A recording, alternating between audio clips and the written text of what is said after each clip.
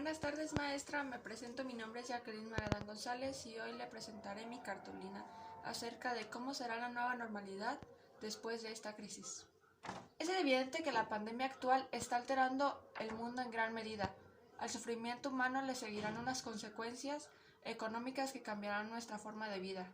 Pero, ¿qué ocurrirá cuando la situación llegue a su fin y la gente vuelva a trabajar a sus oficinas, vaya a restaurantes, etcétera, y reanude lo que antes se consideraba normal? ¿Es posible que el mundo vuelva a ser lo que era o habrá una nueva normalidad? ¿Y cómo sería esa nueva normalidad? Creo que estas serían las predicciones más confiables. El mundo no volverá a ser el mismo, las empresas funcionarán de manera diferente, tanto antes como después de encontrarse una vacuna. Millones de personas habrán adquirido cierta experiencia de trabajo en casa, y muchas de ellas serán conscientes de las ventajas del trabajo vía remota. También habrá personas más necesitadas del contacto humano que tal vez no vayan a la oficina a diario, pero sí querrán trabajar en ella algunos días de la semana. En la última instancia, las empresas tendrán que remodelarlo todo, incluidos sus políticos e infraestructuras. Por consiguiente, la nueva normalidad será diferente a lo que estamos acostumbrados. Una forma común de prever el futuro es examinar el pasado, como bien señaló el historiador científico James Burke. No hay otro sitio en donde mirar. Así pues, antes de considerar el futuro, quizás valga la pena mirar al pasado. Destaca lo corta que ha sido la historia del entorno de oficina tradicional en los albores de la Revolución Industrial de Inglaterra alrededor de la década de 1750.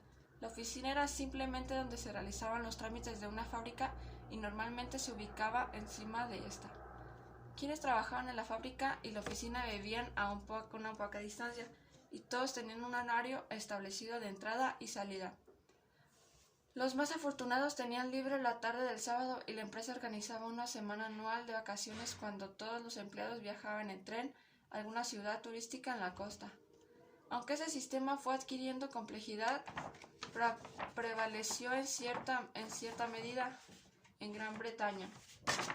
En otros países industrializados hasta la década de 1970, cuando las empresas comenzaron a trasladar de fábricas o ubicaciones más baratas, pero los trabajadores seguían trabajando en las oficinas, ya que tenían que comunicarse entre sí y usar las máquinas necesarias para las operaciones del negocio.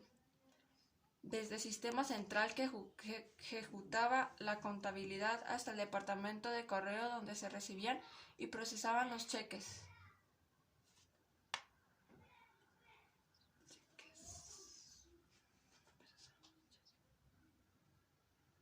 Y las facturas. En la década de 1990 las organizaciones ya podían distribuir sus oficinas en múltiples ubicaciones, aunque no siempre fuera fácil.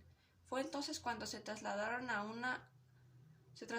otros países muchos centros de atención telefónica y departamentos de asistencia técnica y mecanógrafos. Y así se mantuvieron las cosas durante 20 años. La tecnología ha facilitado una nueva forma de trabajar, pero pocas empresas la han adoptado. Al parecer, la cultura empresarial se imponía las ventajas obvias. No obstante, algunas empresas, principalmente de software, optaron por la nueva fórmula y se volvieron completamente virtuales. Muchas de ellas tenían una cultura orientada al futuro que aspiraba a captar el mejor talento disponible en el mundo. Esas empresas visionarias tenían una ventaja competitiva para contratar el mejor personal, independientemente de su ubicación geográfica. Así empezó a estandarizarse el tener programadores en Londres o en Pekín o en Bombay. Lo único que les hacía falta era una buena conexión a Internet, pero la mayoría de las empresas ni siquiera consideraron esa posibilidad, y hay que decir que tampoco habría sido viable para que muchas de ellas. El desempeño de los ingenieros de software es fácil de medir. O completan un proyecto o no lo completan. Pero para la mayoría de las empresas, tener la capacidad de interactuar con otros y construir algo juntos es tan importante o incluso más que el desempeño. Por lo tanto, la mayoría de las empresas restringían la posibilidad de trabajar desde la casa a empleados veteranos o a quienes hubieran demostrado su plena dedicación. Muchas gracias, maestra.